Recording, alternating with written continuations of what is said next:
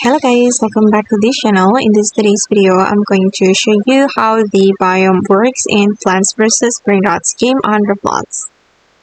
Okay, let's get into it guys. Here I have already joined the game, and if you want to change your biome, you can go to your garden and go to the left side, and then you can find the biome totem right here.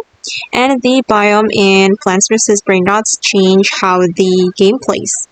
Each biome has its own theme, enemies, and special rules.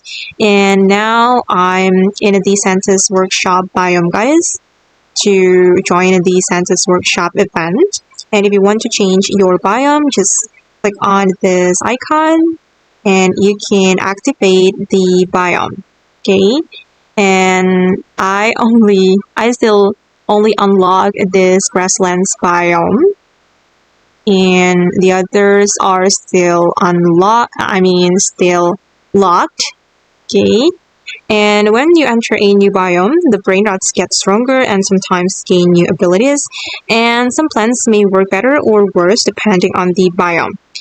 Okay, and to unlock a new biome, guys, you usually need to complete missions, reach certain levels, or beat specific stages. You can check the biome missions by clicking the biome icon on the map. Just click on the biome totem.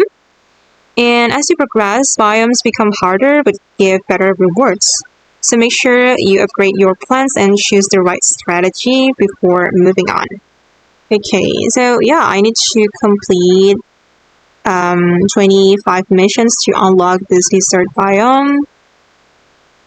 Okay, and for the winter biome, we need to complete 125 missions. We need to defeat brainrots, I guess. Okay, and yeah, that's how the biome works in Plants vs. Brainrots game on Roblox.